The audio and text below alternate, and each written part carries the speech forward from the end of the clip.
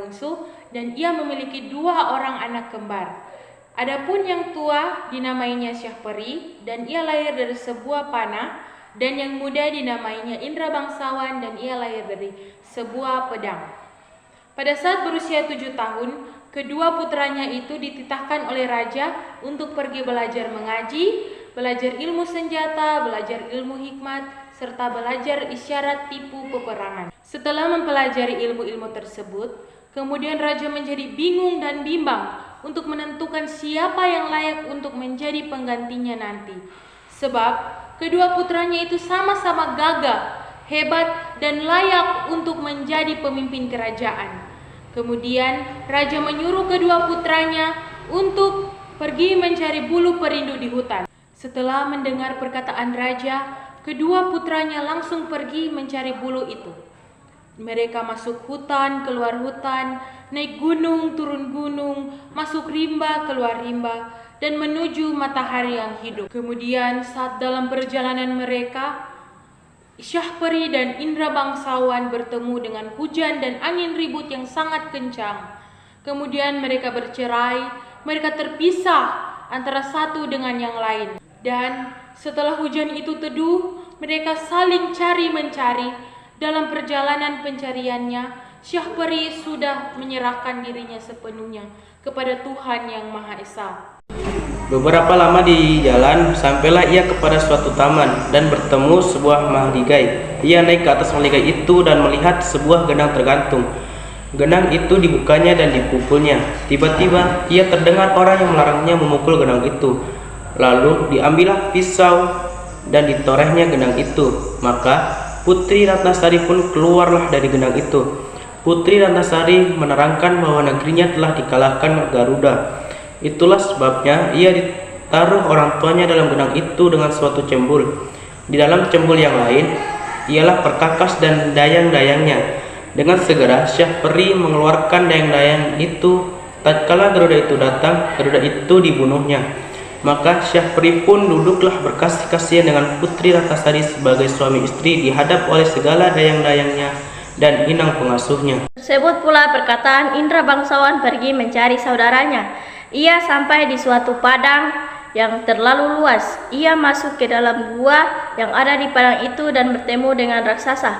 Raksasa itu menjadi neneknya dan menceritakan bahwa Indra Bangsawan berada di negeri antah berantah yang diperintah oleh Raja Kabir.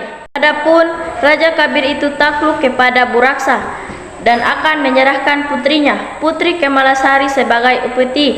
Kalau tidak demikian, negeri itu akan dibinasakan oleh Buraksa. Raja Kabir sudah merencanakan bahwa barang siapa yang dapat membunuh Buraksa itu akan dinikahkan dengan anak perempuannya yang terlalu elok parasnya itu.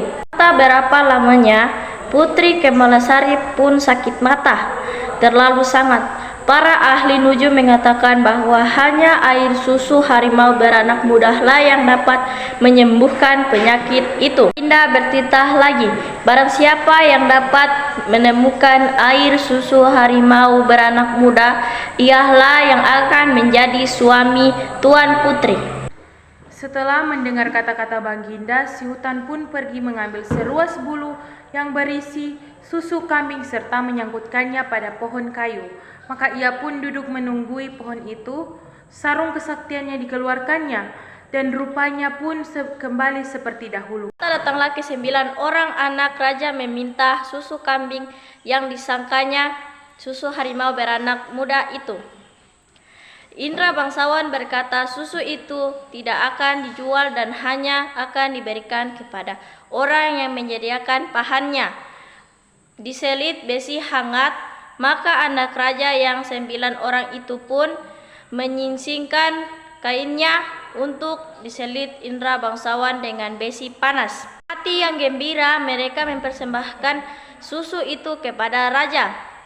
Tetapi tabib berkata bahwa susu itu bukan susu harimau melainkan susu kambing. Sementara itu Indra Bangsawan sudah mendapat susu harimau dari raksasa atau neneknya dan menunjukkannya kepada raja. Tabib berkata, itulah susu harimau yang sebenarnya. Diperaskannya susu harimau ke mata Tuan Putri. Setelah genap 3 kali diperaskan oleh tabib, maka Tuan Putri pun sembuhlah. Adapun setelah Tuan Putri sembuh, Baginda tetap bersedih. Baginda harus menyerahkan Tuan Putri kepada Buraksa, raksasa laki-laki apabila ingin seluruh rakyat selamat dari amarahnya. Baginda sudah kehilangan daya upaya. Kemudian Buraksa tertidur. Indra bangsawan segera membawa lari Putri dan mengambil jubah Buraksa. Hatta Buraksa terbangun, Buraksa menjadi lumpuh akibat ramuan daun-daunan dalam air minumnya. Kemudian 9 anak raja datang melihat Buraksa tidak berdaya lagi. Mereka mengambil selimut Buraksa dan segera menghadap kepada raja. Mereka hendak mengatakan bahwa selimut Buraksa adalah jubah Buraksa. Sesampainya di istana, Indra bangsawan segera menyerahkan putri dan jubah Buraksa. Hatta raja mengumumkan hari pernikahan Indra bangsawan dan putri. Saat itu 9 anak raja datang. Mendengar pengumuman itu, mereka akhirnya memilih untuk pergi karena mereka malu kalau sampai niat buruknya mereka berbohong akan diketahui oleh raja dan rakyatnya.